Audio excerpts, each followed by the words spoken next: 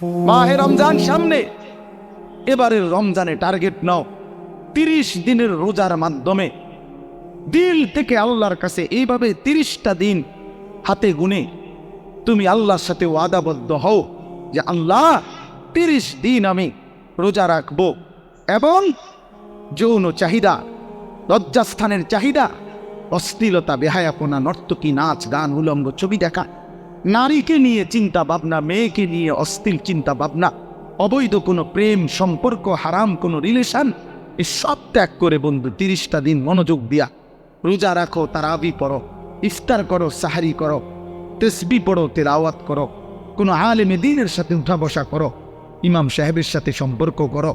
ইনশাআল্লাহ দেখবা আল্লাহ চাহে তো 30 দিনের মাথায় আল্লাহ বলেন লাআল্লাকুম তাত্তাকুন, আমি আল্লাহ ওয়াদা দিলাম মোমেন তোকে মুত্তাকি বানিয়ে দেব, মুত্তাকি বানিয়ে দেব। আর যদি মুত্তাকি হও তাইলে পুরস্কার কি? উইদ্দাত লিল মুত্তাকিন, আল্লাহ বলছেন জান্নাত বানানোই হয়েছে মুত্তাকিদের জন্য। 30 দিনে মুত্তাকি হবা, 30 দিনে জান্নাতি হব। ইয়া আইয়ুহাল্লাযীনা আমানু, হে ঈমানওয়ালা, আল্লাহ বলেন জানো ঈমান তোমার পাসপোর্ট, আমি পাসপোর্ট নিলাম 30 দিন আগে, আর আল্লাহ ওয়াদা দিছেন রমজানের চাঁদ উঠলে আমি আল্লাহর কাছে ঈমানের পাসপোর্ট দিবা। ঈমানের পাসপোর্ট আমি জমা নিলাম, 30 দিন অপেক্ষা করবা, 30 দিন আমার হুকুম মাইনা চলবা, 30 দিন পরে ঈদের চাঁদ উঠবে, সেই দিনই তোমার পাসপোর্টের উপরে জান্নাতের ভিসা লাগবে, পাসপোর্ট এবং ভিসা লাগবে, আর ঈদের দিন ফ্লাইট হবে জান্নাতের ফ্লাইট, ইনশাআল্লাহ। ইনশাআল্লাহ হাদিসে আছে ঈদের দিন আল্লাহ তাআলা ফেরেশতাদেরকে জিজ্ঞাসা করে, ফেরেশতারা বলো তো ওই ব্যক্তির প্রতিদান কি হইতে পারে যে তার পরিশ্রম, তার হুকুম, তার মনিবের আদেশ পূর্ণ আদায় করছে, যেই কর্মচারী তার কর্ম ঠিক মতো 100 পালন করছে, তো এখন তার বিনিময় কি হইতে পারে? ফেরেশতাদেরকে আল্লাহ বলবে ঈদের দিন, ফেরেশতারা বলবে মাওলা, তো এটার বিনিময়তে এটাই আইন ওয়াফা আজরাহু, তার বিনিময় তাকে পূর্ণ দিবেন, পারিশ্রমিক পূর্ণ দিবেন, কারণ সে তার কর্ম পুরা করছে, অতএব পারিশ্রমিকও তো কি দিতে হবে, পুরা দিবেন, এটাই তো যুক্তির কথা। তো আল্লাহ তাআলা তখন বলবেন ফেরেশতারা তোমরা সাক্ষী থাকো, আমার ইজ্জতের কসম, আমার জালালের কসম, আমি আল্লাহর বড়ত্বের কসম, আমার শ্রেষ্ঠত্বের কসম, আমার এই বান্দাগুলো 1 মাস রমজানে আমার হুকুম পূর্ণ আদায় করছে, আমার আদেশের হক আদায় করছে, রমজানের হক আদায় করছে। আজকে আমি আল্লাহ ঈদের দিনে ঘোষণা দিলাম তোমাদের সামনে, কাদ গাফারতু লাকুম, আমি আল্লাহ আমার এই বান্দাদেরকে মাফ করে দিলাম। ফেরেশতারা তখন ডাক দিয়ে বলবে, তখন ফেরেশতারা নামাজি ঈদগাহের ইমানদার মুসলমানদেরকে বলবে যে ইন্নাল্লাহা কাদ গাফারা লাকুম, তোমাদের আল্লাহ তোমাদেরকে মাফ করে দিয়েছে। আমরা ফেরেশতারা নিজে শুনছি। ফারজিউ রাশিদিনা ইলা রিহালিকুম, অতএব তোমরা খুশি খুশি চিত্তে, সন্তুষ্ট চিত্তে, সফলভাবে তোমরা তোমাদের ঘরে ফিরে যাও। এই জন্য বন্ধু, এটাই আমার মূল বক্তব্য। আল্লাহ তাআলা মাহে রমজান আমাদের সামনে, আর মাত্র 30-32 দিন, খুব সম্ভব 32 দিন হবে, এরকম কতদিন, 32 দিন, আর মাত্র আমার শায়েখ আল্লামা মুফতি মুশতাকুন নবী সাহেব হুজুর এখন প্রত্যেক মাহফিলে ভাবে শিখায়, বলায় যে আর মাত্র 32 দিন মাহে রমজানের শুভ দিন। কয়দিন? আর মাত্র, বলেন না, মাহে রমজানের শুভ দিন, আর মাত্র 32 দিন রহমত মাগফিরাতের শুভ দিন, আর মাত্র 32 দিন নাজাতের শুভ দিন, আর মাত্র 32 দিন ইফতার সাহারির শুভ দিন, আর মাত্র 32 দিন 20 রাকাত তারাবির শুভ দিন, আর মাত্র 32 দিন মুত্তাকি হওয়ার শুভ দিন, আর মাত্র 32 দিন জান্নাতি হওয়ার শুভ দিন, আর মাত্র 32 দিন লাইলাতুল কদরের মর্যাদা পাওয়ার শুভ দিন। কাউন্ট ডাউন করো, মানে গুনো, আর মাত্র 31 দিন, আর মাত্র 30 দিন, কাউন্ট ডাউন সংখ্যা গুণ, এটা উচিত উচিত। নবীনগরের মুরব্বী এখন আসছে, আল্লাহ এখন তো এই জন্য বললাম, আমরা অনুরোধ করছি প্রিয় বাপ, বয়স্ক বাবারা, আপনারা এবার আপনাদের তো আপনারা বলবে যে হুজুর আমগরে তো কিচ্ছুই করলেন না, কেন ফোলাইন রে করলেন। আপনাদের জন্য কথা হলো এটা বাপ, আপনাদের জন্য প্রথম জিম্মাদারি। আমি প্রতিদিন এটা বলি, আপনাদের স্ত্রী সন্তান, আপনাদের ছেলে মেয়ের ঈমান আমল আখলাক, বন্ধু আমার, বাপ আমার, এদের এই ঈমান আমল আখলাক, এইটার সংশোধন, এটার ফিকির, এটা আপনাদের মূল জিম্মাদারি, এটাই আপনাদের মূল জিম্মা। আপনারা দয়া করে ঘর যদি পুরা শেষ করতে নাও পারেন, কিচ্ছুই তো না, আপনারা যদি সোফা, খাট, পালং, পরিবারের সবটা চাহিদা মনে করেন 4 রুমে 4টা খাট দরকার, আপনি হয়তো হায়াতে থাকতে 2টা খাট ব্যবস্থা করতে পারছেন, তেমন অসুবিধা হবে না, বাকি দিনটা এতে বানাইতে পারবো। আপনি দেখেন বাবা, হেতে আরো সুন্দর বানাইতে পারে, যে মগুল ভাই দায়িত্ব নিছে, নিজে কইছে এখন। তো আমি যদি নিজের জন্য কিছুই উপলব্ধি না করি, শুধু মোবাইলটা নিয়ে ব্যস্ত থাকি, তো দিল জমে না, দিলে কথা জমে না। প্রিয় ভাই, পরিবর্তন দরকার। গতানুগতিক শুধু একটা আয়োজন করলাম, সবসময় করতে হয় এজন্য করলাম। গত বছর 17তম, তো এবার 18তম, আগামী বছর 19তম। তো প্রতি বছর করতে হয় একটা মাহফিল, এই জন্য করা, এটা যেন না হয়, তাইলে লাভ হইল। এই জন্য দয়া করে আজকের মাহফিলে আল্লামা মুফতি আমজাদ হুসাইন সাহেব বয়ান করবেন। অনেক উঁচু মাপের একজন মুহাক্কিক আলেম, ব্যক্তিগতভাবে আমার ব্যক্তিগত মুফতি যিনি, মানে আমি ব্যক্তিগতভাবে যত মাসআলা আমার জীবনে দরকার হয়, আমার ব্যক্তিগত জীবন সব কিছু যার কাছে জিজ্ঞাসা করি, যার সিদ্ধান্তে মেনে নেই, উনি এই মুফতি আমজাদ সাহেব। আমি ওনার ফতুয়ার উপরে খুব আস্থা রাখি, অনেক তাহকিকওয়ালা আলেম। আর এরপরে যিনি প্রধান আলোচক, তিনি তো তিনি। এই জন্য আল্লামা মুফতি আরিফ বিন হাবিব, উনি যার দ্বিতীয় কফি খুঁজে পাওয়াটাই মুশকিল। তো ওনার প্রশংসা আর কি করা। আলহামদুলিল্লাহ, বাংলাদেশ না, হাজারো লাখো উলামায়ে কেরামের হৃদয়ের মানুষ, পছন্দের মানুষ, আস্থাভাজন মানুষ, নীরবে অতিরিক্ত কোনো লাফালাফি ফালাফালি ছাড়া এক নীরব সাধক, যে আল্লাহর কথা বলে যাচ্ছে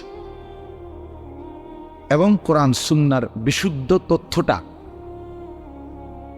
যেটা আমরা খুঁজে নিতে অনেক সময় লাগতো, উনি এরকম সাগর মহাসাগর বলা যায়, তালাশ করে উম্মতের জন্য অনেক দামি দামি কথা বক্তব্য উপস্থাপন করে থাকেন। সেই প্রিয় ভাই মাওলানা মুফতি আরিফ বিন হাবিব, আলহামদুলিল্লাহ, উনি আজকে আসবেন। হাফেজ আনোয়ার ভাই রসুল্লাবাদী মাদ্রাসার যিনি জিম্মাদার, ওনার লাইন আছে আমি জানি, জন্যই না আসবে। সে আসলে আমরাও উনি বললে ফিরাইতারি না, ভালো মানুষ। এই জন্য আল্লাহ তাআলা আমাদের সবাইকে আল্লাহর দ্বীনের জন্যই কবুল করে নেন। এজন্য আমরা সবাই মনোযোগী হই।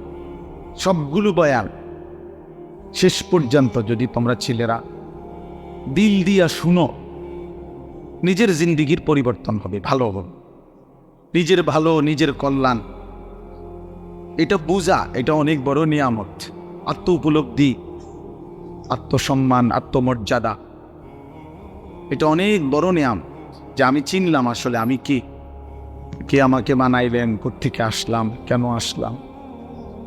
যিনি আমাকে বানাইলেন সেই মহান মালিক আমার, তিনি কি জন্য বানাইলেন, আমি যা করছি এটাই কি তিনি চাচ্ছেন কিনা,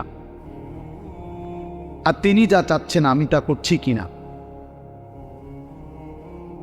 প্রতিনিয়ত যে মানুষগুলো কবরে যায়, মৃত্যুবরণ করে, কেউ নিজের ইচ্ছায় মরে না, মরতে চায়ও না, কিন্তু এক অদৃশ্য মালিক তাদেরকে নিয়ে যাচ্ছেন। কেন নিয়ে যাচ্ছেন, কোথায় নিয়ে যাচ্ছেন, শেষ পর্যন্ত এর পরিণতি কি, আমাদের গন্তব্য কোথায়, মঞ্জিল কোথায়, এই বিষয়গুলো নিয়ে ভাবা, ফিকির করা, এটা অনেক বড় নিয়ামত।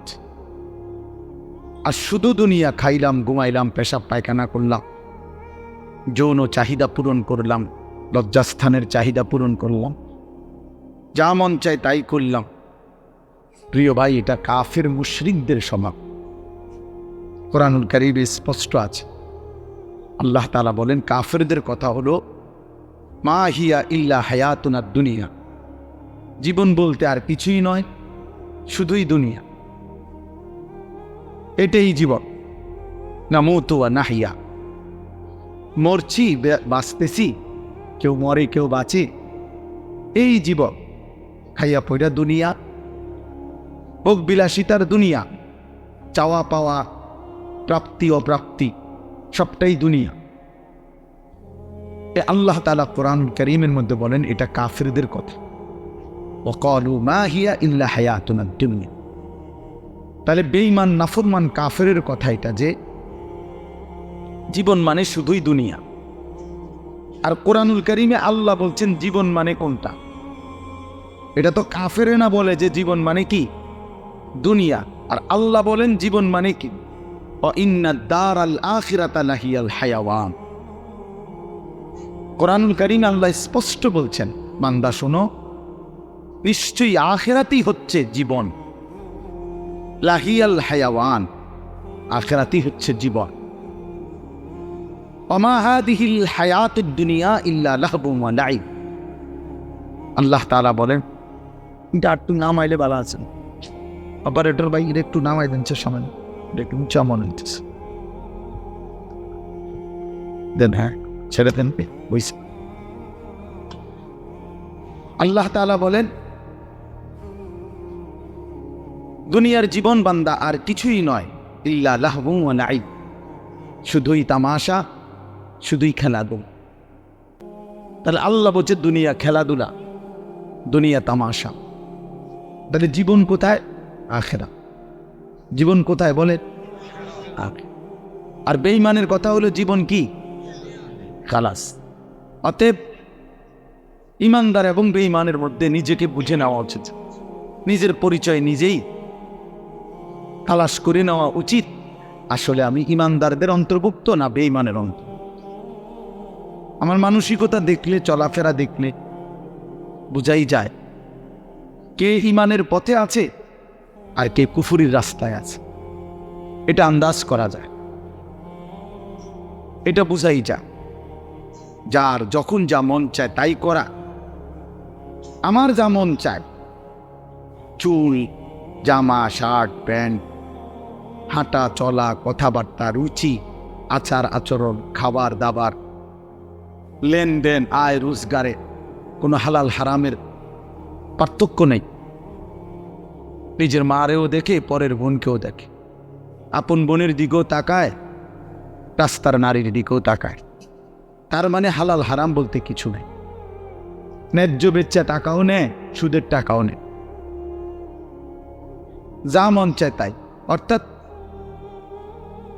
হালাল হারাম, জায়েজ না জায়েজের, আল্লাহ রসুলের বিধিবিধানের কোনো পরোয়া যে করে না, মনের ইচ্ছা মতো যে চলে, এর উদাহরণ আল্লাহ কোরআনে দিছে। ফাতবাহু শাইতান, দুইটা আয়াতে ওই দেন, মানে কিছু বেয়াদব থাকবেই, এই যে একজন, মানে কিছু ছেলে থাকবেই বেয়াদব, শেষ পর্যন্ত গাদ্দার, যে হুজুর আপনি নিষেধ করলে কিছু আমি শুনবো না, আমি কোনো সময় কারো কথা শুনি না, আজকে হঠাৎ আপনার কথা শুই না, আমি এই বেয়াদবি করবো কেন? এখন কেমন লাগলো, তুমি যে লজ্জা পাইলা, বলো বাবা, আমি কি সুন্দর করে বলছিলাম কিনা বলে? প্রথম আমি অনেকেই নামায় ফেলছে, নামাইছে না, হ্যাঁ, তো তুমি শুনলা না কেন? এখন তো সবাই দেখলো তোমারে। এই জন্য এইটা একটা মানসিকতা যে আমার মনে যা চাই তাই। এবারে এনে কারো বিধিনিষেধ মানব, আমি এমন মানুষ না। তো আল্লাহ তাআলা বলেন সূরা আরাফের মধ্যে আছে ফাআতবাহু শাইতান, শয়তান তার পিছে লাগছে। ওয়ালাকিন্নাহু আখলাদা ইলাল আরদ, পরের আয়াতে আছে যে এই দুনিয়াটা কি স্থায়ী মনে করে নিছে। ওয়াত্তাবা হাওয়াহু, আহারে আল্লাহ, ওয়াত্তাবা হাওয়াহু, এবং যে মনের ইচ্ছা মতো মনের চাহিদা অনুসরণ করে, তার মনে যা চায় তাই। তিনটা জিনিস শয়তান যার পিছে লাগছে, দুনিয়াটাকেই যে স্থায়ী মনে করে নিছে, মনের ইচ্ছা মতো যে চলছে। প্রিয় বাপ, সবাইকে বলি, আমাকেও বলি, আপনাদেরকেও বলি, আল্লাহর কসম কোরআনে বলছি, এখানে সব আলেম হাফেজ আছে, আর হাফেজ এনে বসাই, হাফেজ করার কারিগর। তো আল্লাহ তাআলা বলেন এই আখলাক যাদের, ফামাসালুহু কামাসালিল কালব, কোরআন শরীফের আয়াত। আল্লাহ বলেন এই লোকের উদাহরণ হলো কুত্তার মতো, কুত্তার মতো, কুত্তার মতো, কুত্তার মতো, কুত্তার মতো। এটা কুত্তার মতো। কালব অর্থ কি?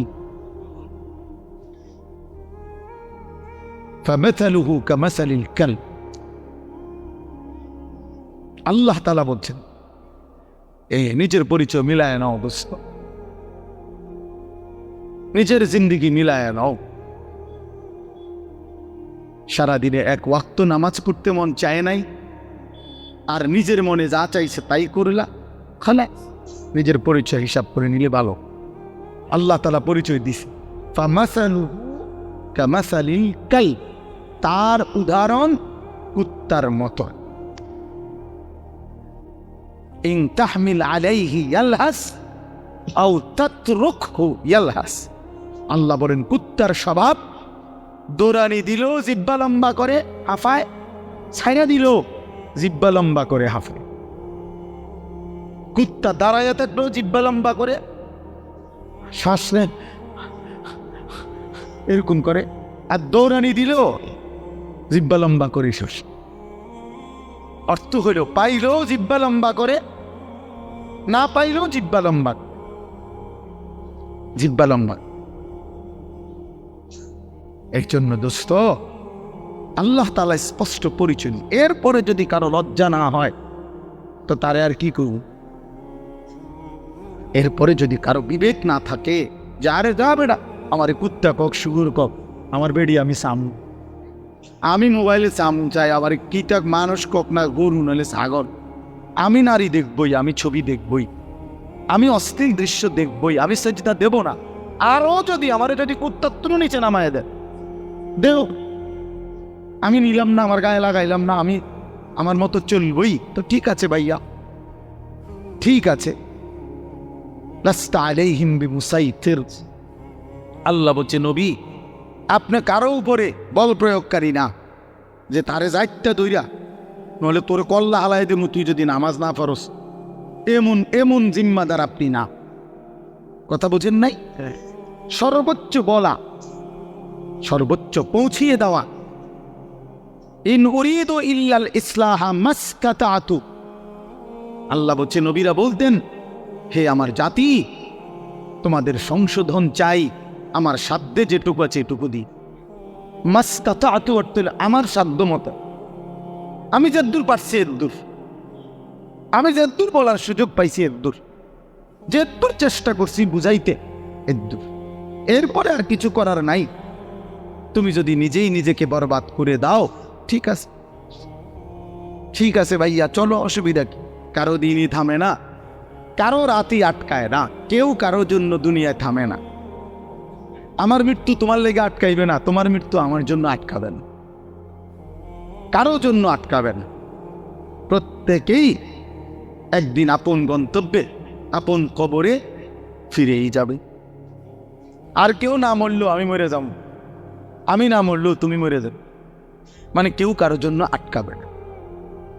এই জন্য দোস্ত, এটা কোরআন থেকে বললাম। আল্লাহ তাআলা বলেন, আরাআইতা মান ইত্তাখাযা ইলাহাহু হাওয়াহু আফাআনতা তাকুনু আলাইহি ওয়াকিলা আম তাহসাবু আন্না আকসারাহুম ইয়াসমাউনা আও ইয়াকিলুন ইনহুম ইল্লা কাল আনআমি বাল হুম আদাল্লু সাবিলা। অর্থ হলো, সংক্ষেপে বলতেছি, একই কথা। আল্লাহ বলছে, মনের ইচ্ছাকে যে নিজের ক্ষুধা বানিয়ে ফেলছে, আল্লাহ বলে তার পরিচয় আর কিছুই নয়, শুধুই জানোয়ার। ইনহুম ইল্লা কাল আনআম, সে আর কিছুই নয়, শুধুই জানোয়ার। আনআম মানে কি? চতুষ্পদ জন্তু, এটা না? বাল হুম আদাল্লু সাবিলা, আল্লাহ বলেন বরং সে জানোয়ারের চাইতেও বেশি পথ হারা, গোমরাহ। কেন? এক কুকুরও বোঝে এই লাঠিটা যে উঠাইছে ওটা দিয়ে আমারে মারবে, সেই জন্য কুকুর বাইকে যায়। তাহলে কুকুরেরও এর আকল আছে যে আমারে এই লাঠির থেকে বাঁচা উচিত। কিন্তু এই জানোয়ারে, এই চতুষ্পদ জন্তু বোঝে না যে এই গুনাহ আমারে জাহান্নামের আগুনে জ্বালায়ে ফেলবে, এটাও যে বোঝে না, এতটুকু আকলও যার কাজ করে না। এই জন্য আল্লাহ বলছে বরং সে জানোয়ারের চাইতেও বেশি পথ হারা। বাল হুম আদাল্লু সাবিলা,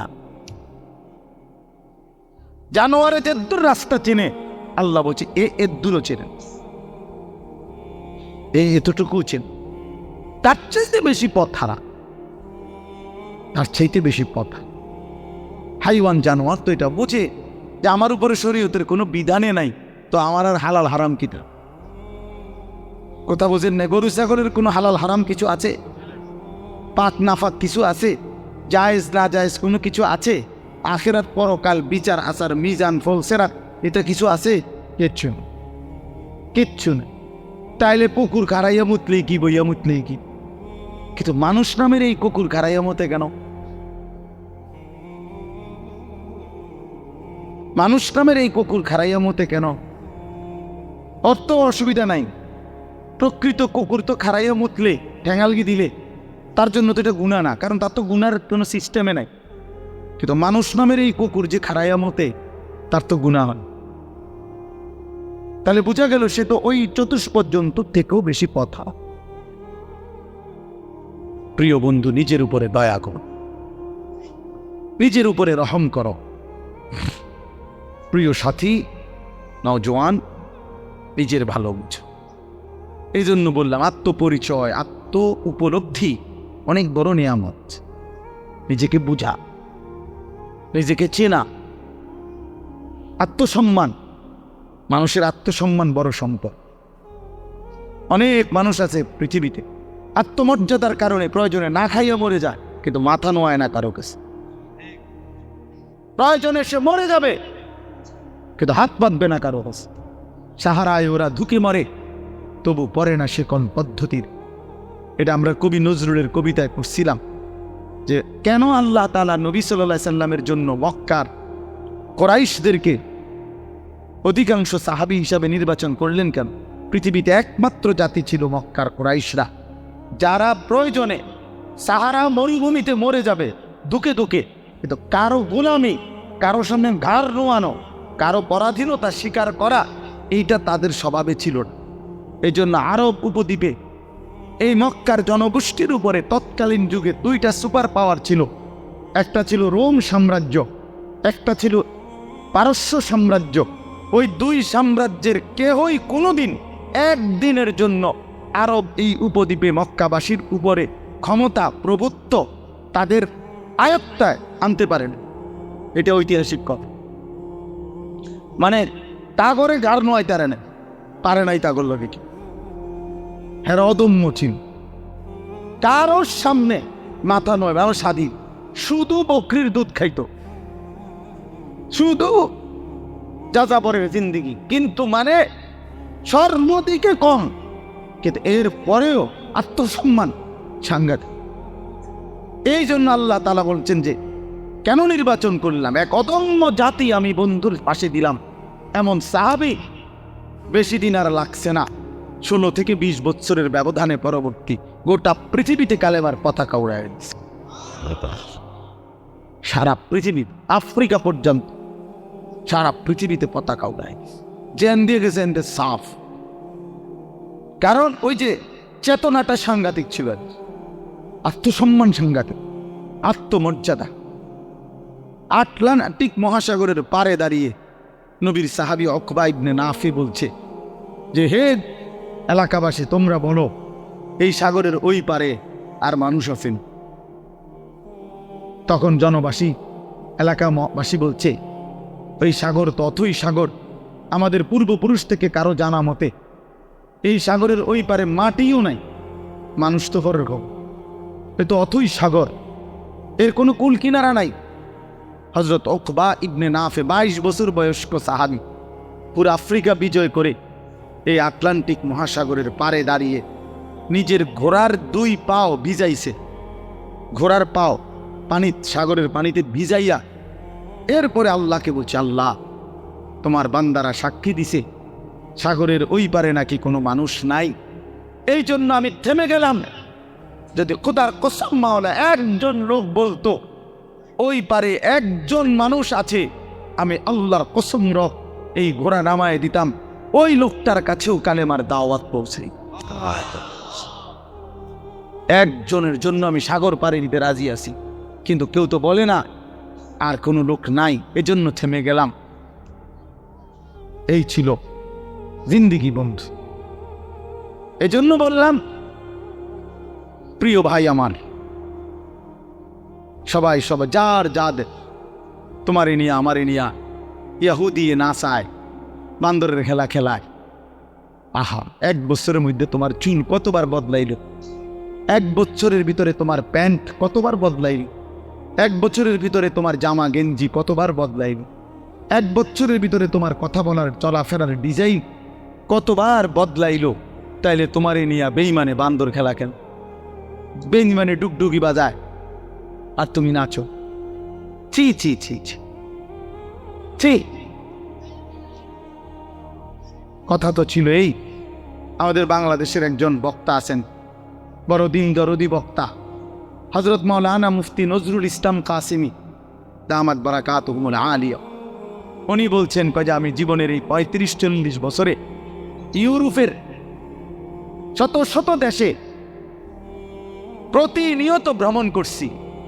যে ইউরোপ আমেরিকার এক স্টেটে নাস্তা খাইছি, আরেক স্টেটে দুপুরের খাবার খাইছি, এইভাবে অনবরত সফর করছি, কিন্তু কোনোদিন জীবনের এই লম্বা সময়ে গোটা ইউরোপে আমার এই পাঞ্জাবি টুপি লেবাস একদিনের জন্য বদলাই নাই।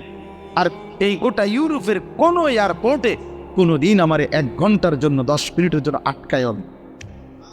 আমার পাসপোর্ট, আমার লেবাস বরাবর, আমার পাসপোর্টে লেখা আমার ধর্ম ইসলাম, আমার পোশাকও বলে আমি মুসলমান, খালাস, আমার আটকায় নাই। এই জন্য দোস্ত আমার, বন্ধু আমার, আত্মমর্যাদা, আত্মসম্মান অনেক বড় সম্পদ। আজকে তোমরা ছেলেরা, বাবারা অনেক সুন্দর, তোমরা নওজোয়ান, এই 10 মিনিটের ভিতরে 5 মিনিটের ভিতরে ছুইটা আইসা মাশাআল্লাহ কোরআনের মহব্বতে, আল্লাহর দ্বীনের ভালোবাসায় ছুটে আসছে।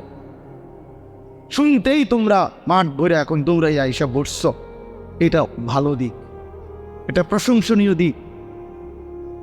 এটা বোঝাই গেল তোমরা যেই মনে করো আমি আসছি তো আসছো, কিন্তু বাকি এটা তো জানো যে আমরা তো আল্লাহর কথাই বলি, অন্য তো কোনো কারণ নাই। এখানে কোনো ত্রাণও নাই, রিলিফও নাই, এখানে অন্য কোনো টাকা পয়সা বিলি নাই, বন্টন নাই, শুধুই আল্লাহর কোরআনের কথা বলা হবে, এটাই মাকসাদ। তো এইটাই শুনতে আসছো, মহব্বত করেই ছুটে আসছো, ভালোবাসা নিয়েই বসছো।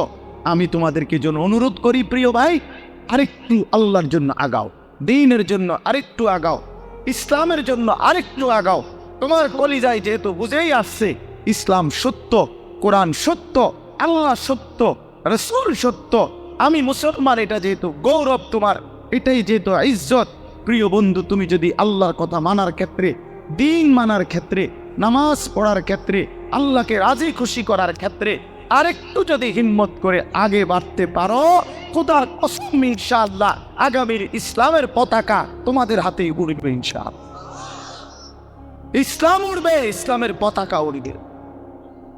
কাফের বেঈমান সব জায়গায় হেরে যাচ্ছে, জালেম সব জায়গায় হেরে যাচ্ছে। 7ই অক্টোবর 2023, 7ই অক্টোবর 2024, কত হলো? 1 বছর। নভেম্বর, ডিসেম্বর, জানুয়ারি, আরো 3 মাস, কত হলো? 15 মাস। প্রায় 15 মাসে এই ইসরায়েলের ইহুদি কুত্তারা গাজা একটি এলাকায়, ফিলিস্তিনের একটি অঞ্চলে গাজা, এখানে 47,000, তাদের হিসাবে, সরকারি হিসাবে 47,000 ইমানদার মুসলমানকে শহীদ করছে এই গত 15 মাসের অব্যাহত আক্রমণে। 47,000, বাস্তবে আরো অনেক বেশি। আমরা ধরলাম তাদের রিপোর্ট যেটা, এটাই 47,000 ইমানদারের রক্তে ঝরিয়েছে। তাদের জাতিসংঘের রিপোর্ট হলো যে গাজার সমস্ত বাড়ি ভবন যেভাবে ধ্বংস করছে, বিধ্বস্ত করছে, ধারাবাহিক যদি কাজ করে, এগুলো আবার গড়তে চেষ্টা করে, তাহলে আগামী 30 বছরেও 20 বছরেও এগুলো কইরা শেষ করতে পারবে না। এইভাবে মাটির সাথে মিশায়া দিছে সমস্ত ভারী বসত ভিটা। লাখ লাখ মুসলমানের সন্তান রাস্তার পথের ফকির হয়ে গেছে। এতিম বাচ্চার মা নাই, বাবা নাই, স্ত্রীর স্বামী নাই, স্বামীর সন্তান নাই, পুরুষের। এইভাবে বিধ্বস্ত করছে 15 মাসের মধ্যে। বন্ধু, পৃথিবীর সমস্ত সুপার পাওয়ার, গোটা ইউরোপ এই ইসরায়েলের কুত্তাদেরকে অস্ত্র দিছে এবং সমর্থন দিছে। আমেরিকার কুত্তারা বারবার সবচেয়ে বেশি ডোনেশন করছে এই ইসরায়েলকে। এই ট্রাম্প, এই নতুন বেঈমান, এই বেঈমানও বলছে গাজাকে সমান করে দিবে ইসরায়েলের পক্ষ হইয়া। কিন্তু আল্লাহ পাক যেহেতু আছেন, 15 মাস পরেও এত রক্ত ঝরিয়ে, এত অত্যাধুনিক পৃথিবীর সমস্ত মারণাস্ত্র ব্যবহার করে, এভাবে বাড়ি ধসে দিয়ে ইমানদারকে ঘর থেকে বঞ্চিত করার পরেও বেঈমানরা আল্লাহর কাছে নাকে খত দিয়া, যুদ্ধ বিরতি দিয়া ইসরায়েলের কুত্তারা যুদ্ধ থামাইতে বাধ্য হয়েছে। এই মুহূর্তে বন্ধ যুদ্ধ, আলহামদুলিল্লাহ। এজন্য কুত্তা জিতে নাই, ইমানদার জিতে গেছে। মুমিন হারে না, ইমানদার হারে না। রক্ত ঝরলেও ইমানদার হারে না। ছেলেরা মনে রাখো বাবা, সারা পৃথিবী তোমাদের কাছে আমি অনুরোধ করলাম, সারা পৃথিবী দেখো, সিরিয়ার জালেম 54 বছর একটানা এই সিরিয়ায় বাপ পুতে জুলুম করছে। 54 বছরের স্বৈর শাসক ফ্যাসিস্ট, 54 বছর একটানা তারা দুইজনে বাপ পুতে জুলুম করছে। 5 লক্ষ, সরকারি হিসাবে 5 লাখ ইমানদার মুসলমানকে শহীদ করছে ইয়াতে, সিরিয়াতে। কমপক্ষে 30 লক্ষের চাইতে বেশি মুসলমান উদ্বাস্তু, যারা ঘর হারা হয়ে গেছে। হাজার হাজার নারী ধর্ষিতা, লাঞ্ছিতা হয়ে জেলখানার অন্ধকার, কারাগারের অন্ধকার প্রকোষ্ঠে জীবনের 18 বছর। একটা বাচ্চা তো সে জন্মের পর থেকে মায়ের কোলে বড় হইয়া কারাগারেই বড় হইছে। এরম শত শত মেয়ে যাদের বয়স হয়ে গেছে 18, 16, জেলখানাতে। এই সিরিয়ার এই কুত্তা বাশার আল আসাদ, এই জালেমের আমলে। কিন্তু এরপরেও এত রক্ত, 5 লক্ষের চাইতে বেশি মুসলমানের রক্ত ঝরিয়েও জালেম টিকে নাই। 8ই ডিসেম্বর 2024 পলাইতে বাধ্য হয়েছে, পলায় গেছে। সিরিয়া এখন ইমানদারদের হাতে, মুসলিম মুজাহিদদের হাতে। হ্যাঁ, বাংলাদেশের 16 বছরের জালেম 16 বৎসর প্রতি ইঞ্চে জমি, প্রতিটা সেক্টর, প্রতিটা বিভাগকে এমন নিখুঁত ছক দিয়ে আঁকছে, নিজের মতো করে নিছে যে একটা সুতা বাংলাদেশে পড়বে না এই জালেমের কারণে। সেই বুবুও 5ই আগস্ট পলাইছে, বুবু পলাইছে। আমার জিও কয় বুবু পলাইছে, ছোট্ট গাইছে। আমি আব্বু কেমনে পলাইছে? গাড়ি উঠি লইয়া পলাইছে, গাড়ি উঠি লইয়া পলাইছে। গাড়ি উঠতি কই তারা না, গাড়ি উঠতি লইয়া পড়ে।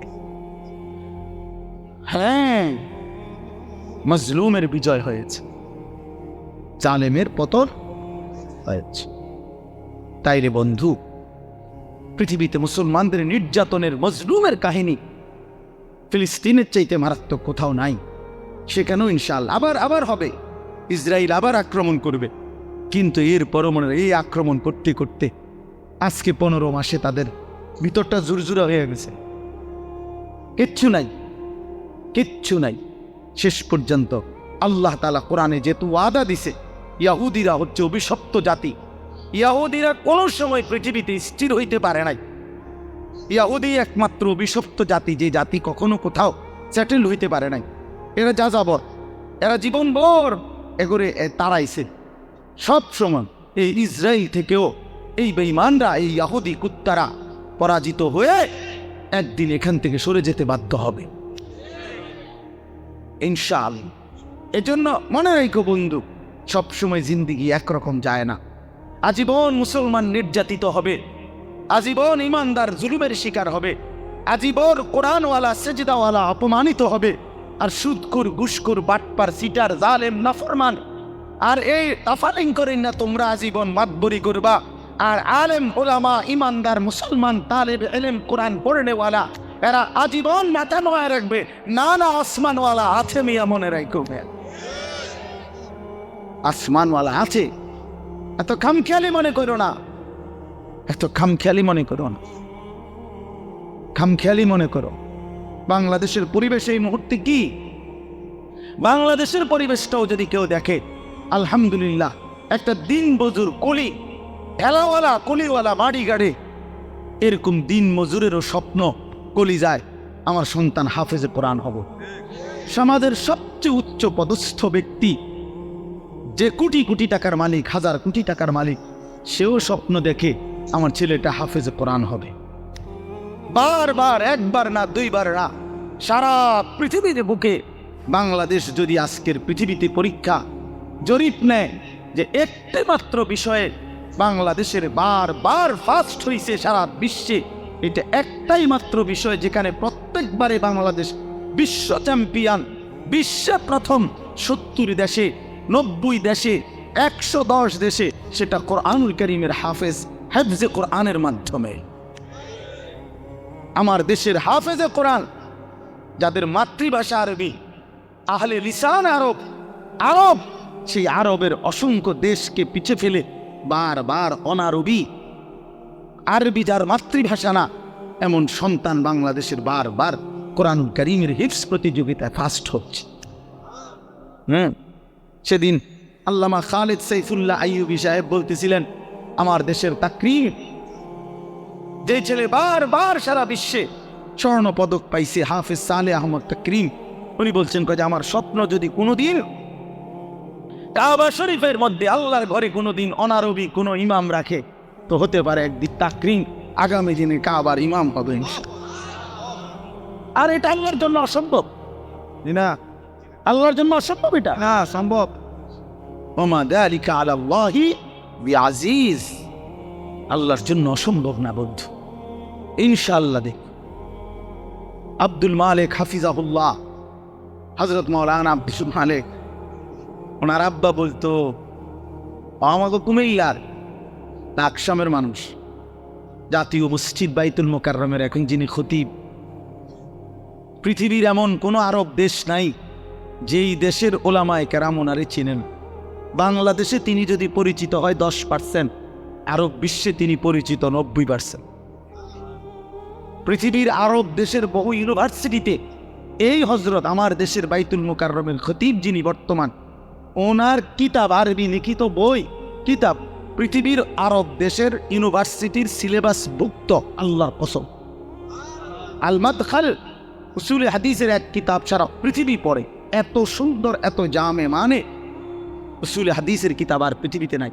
মানে হাদিসের বিষয়ের যত নিয়ম কানুন, হাদিস শাস্ত্রের, এটার উপরে ওনার লিখিত অনেক কিতাব, অনেক কিতাব। আমি বলতেছিলাম, ওনার আব্বা হযরত মাওলানা শামসুল হক রাহমাতুল্লাহি আলাইহি, ওনার বাবা আজীবন যেই মাদ্রাসায় মুহতামিম ছিলেন, আমি ওই মাদ্রাসায় মাহফিল করছি, বয়ান করছি, তো ওইখানে গিয়ে শুনছি ওই বাবা একটা ঘরও দেখছি ওনার, পুরান একটা টিনের ঘর। তো ওনার আব্বা বলতেন সবসময়, আব্দুল মালিক তোরে লইয়া আমার বেশি চিন্তা, তারে দিয়ে কি হইব, তারে দিয়ে কি তো হইব, মানে তে কেমনে চলবো ভবিষ্যতে। ওনার আব্বাই বলে বেশি কি করছে, চিন্তা করছে। আব্দুল মালিক এখন জাতীয় মসজিদের খতিব। এই জন্য দোস্ত বন্ধু, ইনশাআল্লাহ ইসলামের বিজয় হবে, আগামীর সময় কালেমার বিজয় হবে, কালেমার বিজয় হবে।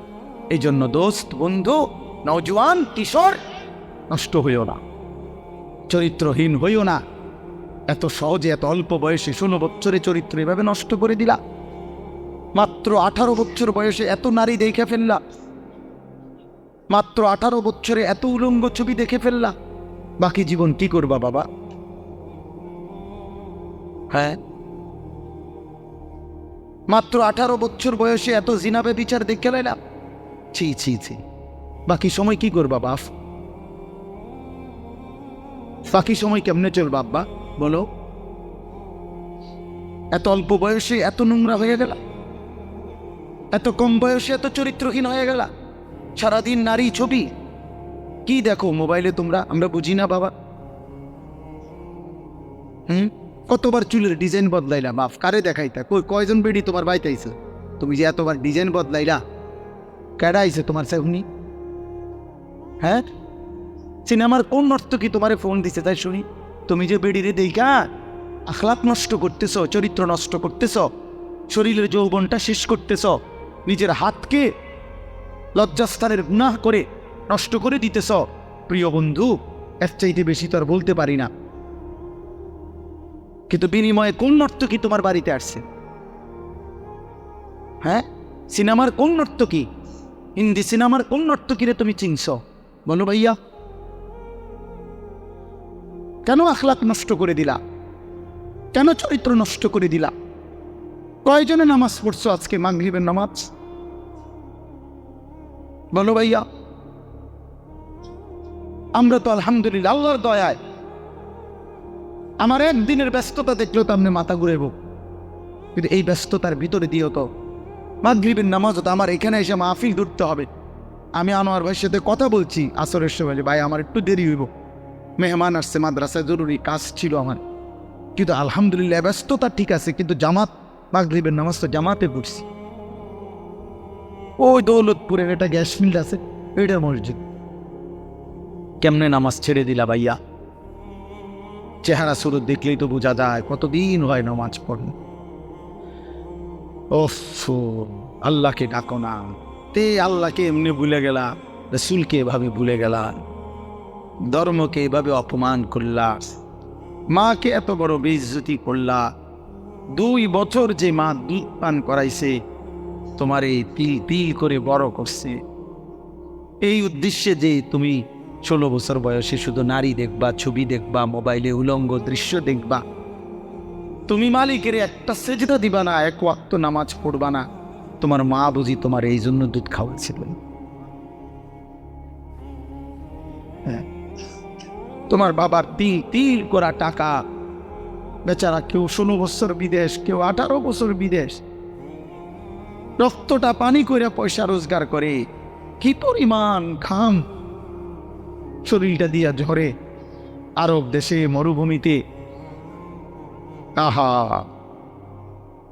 12 ঘন্টা 14 ঘন্টা 16 ঘন্টা ডিউটি করে প্রবাসী, কি পরিমাণ ঘাম ঝরে এক এক প্রবাসী।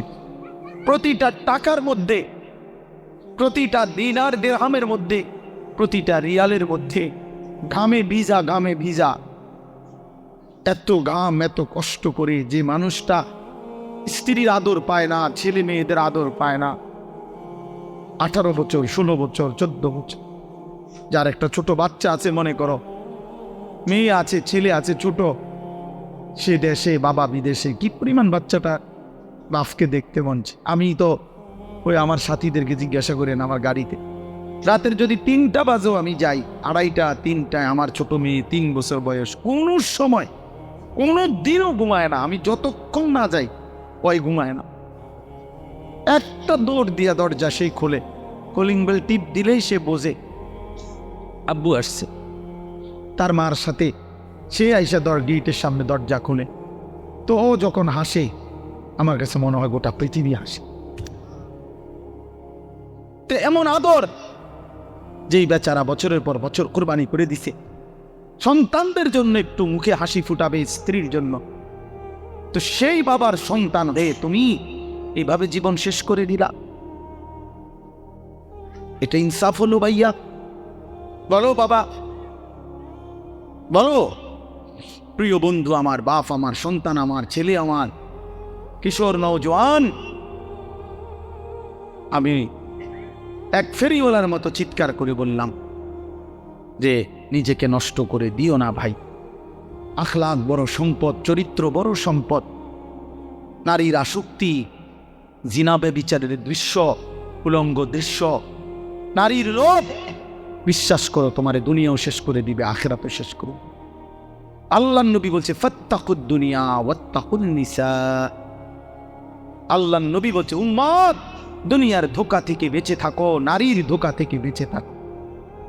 বেপর্দা নারী, হারাম নারী, যে নারীকে দেখার তোমার অনুমতি নাই, ওর হাসি মূলত হাসি না, আগুন।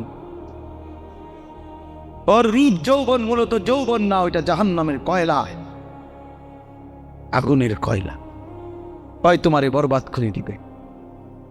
আল্লাহ নবী সাল্লাল্লাহু আলাইহি সাল্লাম বলছে যুবক, যদি কষ্টই হয়, যদি কষ্ট হয় যৌবন ধরে রাখতে, তাহলে ফাআলাইহি বিসসাওম, রোজাই রাখো,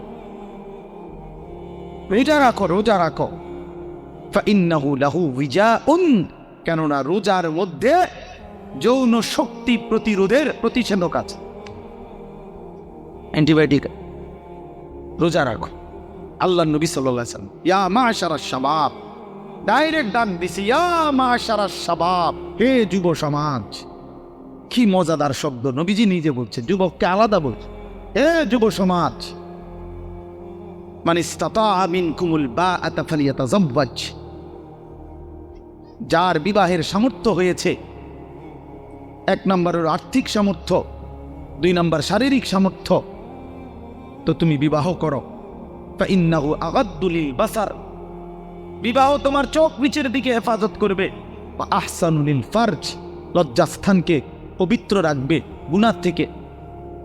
ওমান লাম ইয়াস্তাতি, আর যদি কেউ এই মুহূর্তেই পারতেছ না, পরিবেশ, পারিপার্শ্বিকতা সব মিলাইয়া বিবাহের সময় এখনো হয় নাই, কিন্তু নিজের যৌন চাহিদা আছে, নিজের ভিতরের কামনা বাসনা আছে, এটা তো বন্ধ করে দেওয়া যাবে না। এমন কোনো ট্যাবলেট দিয়ে ফেলে যে তার যেন আর কোনো শারীরিক কোনো যৌন চাহিদাই যেন না থাকে, এমন ইনজেকশন দিয়ে দেন না, তাহলে তো মুশকিল, এটা বিপদ। এটা তো আল্লাহ প্রদত্ত, আল্লাহ প্রদত্ত।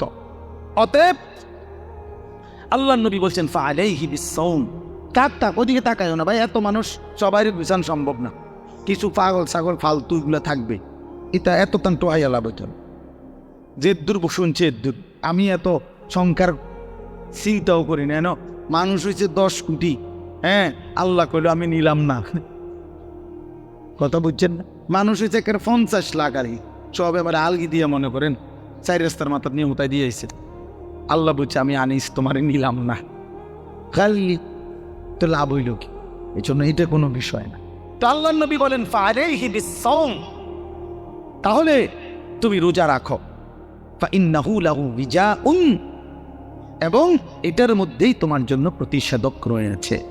সবর করো, রোজা তোমাকে সবর করতে শিখাবে, রোজা তোমার চরিত্রকে পবিত্র রাখতে শুরু করে শেখাবে। এটা রাসূলুল্লাহ সাল্লাল্লাহু আলাইহি ওয়াসাল্লামের নববী প্রেসক্রিপশন, এটা নবীজির প্রেসক্রিপশন, নবীজির ঔষধ। তো আমার বলার উদ্দেশ্য এই আয়াত আমি এই জন্য পড়ছি যে আলহামদুলিল্লাহ, নিজেকে চরিত্র গঠন, তোমরা যারা কিশোর, নওজোয়ান, যুবক, তোমরা যারা এখনো অবিবাহিত, তোমাদের কাছে বন্ধু অনুরোধ, চরিত্রের হেফাজতের নিয়তে, অভ্যস্ত বানাবার নিয়তে, নিজের আখলাকের পবিত্রতার নিয়তে মাহে রমজান সামনে, মাহে রমজান সামনে, এবারের রমজানে টার্গেট নাও 30 দিনের রোজার মাধ্যমে দিল থেকে আল্লাহর কাছে এইভাবে 30টা দিন হাতে গুনে তুমি আল্লাহর সাথে ওয়াদাবদ্ধ হও যে আল্লাহ 30 দিন আমি রোজা রাখবো, এবং যৌন চাহিদা, লজ্জাস্থানের চাহিদা, অশ্লীলতা, বেহায়াপনা, নর্তকী, নাচ গান, উলঙ্গ ছবি দেখা, নারীকে নিয়ে চিন্তা ভাবনা, মেয়েকে নিয়ে অশ্লীল চিন্তা ভাবনা, অবৈধ কোনো প্রেম সম্পর্ক, হারাম কোনো রিলেশন, এই সব ত্যাগ করে বন্ধু 30টা দিন মনোযোগ দিয়া রোজা রাখো, তারাবি পড়ো, ইফতার করো, সাহারি করো, তেসবি পড়ো, তেলাওয়াত করো, কোনো আলেমে দ্বীনের সাথে উঠা বসা করো, ইমাম সাহেবের সাথে সম্পর্ক করো। ইনশাআল্লাহ দেখবা আল্লাহ চাহে তো 30 দিনের মাথায় আল্লাহ বলেন লাআল্লাকুম তাত্তাকুন, আমি আল্লাহ ওয়াদা দিলাম মোমেন তোকে মুত্তাকি বানিয়ে দেব, মুত্তাকি বানিয়ে দেব। আর যদি মুত্তাকি হও তাইলে পুরস্কার কি? উইদ্দাত লিল মুত্তাকিন, আল্লাহ বলছেন জান্নাত বানানোই হয়েছে মুত্তাকিদের জন্য। 30 দিনে মুত্তাকি হবা, 30 দিনে জান্নাতি হব। ইয়া আইয়ুহাল্লাযীনা আমানু, হে ঈমানওয়ালা, আল্লাহ বলেন জানো ঈমান তোমার পাসপোর্ট, আমি পাসপোর্ট নিলাম 30 দিন আগে। আর আল্লাহ ওয়াদা দিছেন রমজানের চাঁদ উঠলে আমি আল্লাহর কাছে ঈমানের পাসপোর্ট দিবা। ঈমানের পাসপোর্ট আমি জমা নিলাম, 30 দিন অপেক্ষা করবা, 30 দিন আমার হুকুম মাইনা চলবা। 30 দিন পরে ঈদের চাঁদ উঠবে, সেই দিনই তোমার পাসপোর্টের উপরে জান্নাতের ভিসা লাগবে, পাসপোর্ট এবং ভিসা লাগবে। আর ঈদের দিন ফ্লাইট হবে জান্নাতের ফ্লাইট, ইনশাআল্লাহ। ইনশাআল্লাহ হাদিসে আছে ঈদের দিন আল্লাহ তাআলা ফেরেশতাদেরকে জিজ্ঞাসা করে, ফেরেশতারা বলো তো ওই ব্যক্তির প্রতিদান কি হইতে পারে যে তার পরিশ্রম, তার হুকুম, তার মনিবের আদেশ পূর্ণ আদায় করছে, যেই কর্মচারী তার কর্ম ঠিক মতো 100 পালন করছে, তো এখন তার বিনিময় কি হইতে পারে? ফেরেশতাদেরকে আল্লাহ বলবে ঈদের দিন, ফেরেশতারা বলবে মাওলা তো এটার বিনিময়তে এটাই আইন ওয়াফা আজরাহু, তার বিনিময় তাকে পূর্ণ দিবেন, পারিশ্রমিক পূর্ণ দিবেন, কারণ সে তার কর্ম পুরা করছে, অতএব পারিশ্রমিকও তো কি দিতে হবে? পুরা দিবেন, এটাই তো যুক্তির কথা। তো আল্লাহ তাআলা তখন বলবেন ফেরেশতারা তোমরা সাক্ষী থাকো, আমার ইজ্জতের কসম, আমার জালালের কসম, আমি আল্লাহর বড়ত্বের কসম, আমার শ্রেষ্ঠত্বের কসম, আমার এই বান্দাগুলো 1 মাস রমজানে আমার হুকুম পূর্ণ আদায় করছে, আমার আদেশের হক আদায় করছে, রমজানের হক আদায় করছে। আজকে আমি আল্লাহ ঈদের দিনে ঘোষণা দিলাম তোমাদের সামনে, কাদ গাফারতু লাকুম, আমি আল্লাহ আমার এই বান্দাদেরকে মাফ করে দিলাম।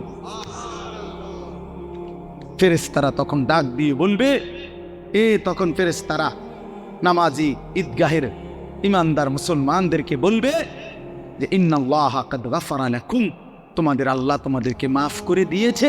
আমরা ফেরেশতারা নিজে শুনছি। ফারজিউ রাশিদিনা ইলা রিহালিকুম, অতএব তোমরা খুশি খুশি চিত্তে, সন্তুষ্ট চিত্তে, সফলভাবে তোমরা তোমাদের ঘরে ফিরে যাও। এই জন্য বন্ধু, এটাই আমার মূল বক্তব্য। আল্লাহ তাআলা মাহে রমজান আমাদের সামনে, আর মাত্র 30-32 দিন, খুব সম্ভব 32 দিন হবে, এরকম কতদিন? 32 দিন। আর মাত্র আমার শায়েখ আল্লামা মুফতি মুশতাকুন নবী সাহেব হুজুর এখন প্রত্যেক মাহফিলে এভাবে শিখায়, বলায় যে আর মাত্র 32 দিন মাহে রমজানের শুভ দিন। কয়দিন? আর মাত্র, বলেন না, মাহে রমজানের শুভ দিন। আর মাত্র 32 দিন রহমত মাগফিরাতের শুভ দিন, আর মাত্র 32 দিন নাজাতের শুভ দিন, আর মাত্র 32 দিন ইফতার সাহারের শুভ দিন, আর মাত্র 32 দিন 20 রাকাত তারাবির শুভ দিন, আর মাত্র 32 দিন মুত্তাকি হওয়ার শুভ দিন, আর মাত্র 32 দিন জান্নাতি হওয়ার শুভ দিন, আর মাত্র 32 দিন লাইলাতুল কদরের মর্যাদা পাওয়ার শুভ দিন।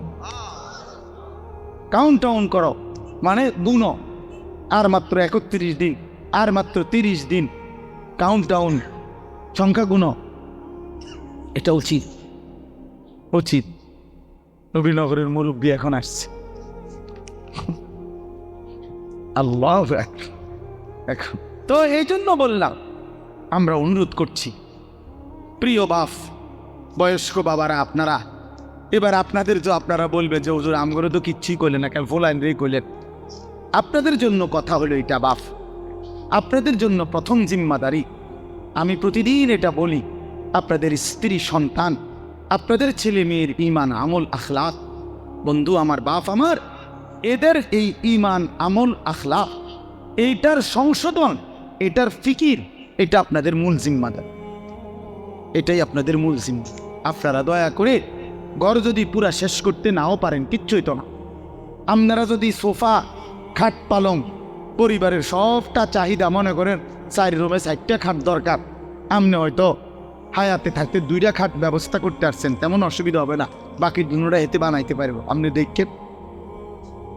আপনি দেখেন বাবা, হেতে আরো সুন্দর বানাইতে পারে, যে মকবুল ভাই দায়িত্ব নিছে, নিজে কইছে এখন। তাইলে এই জন্য সে আরো সুন্দর বানাইতে পারবে। আপনি অপেক্ষা করেন, আপনি সাদ্দা না দিতে পারলেও সে দিবে।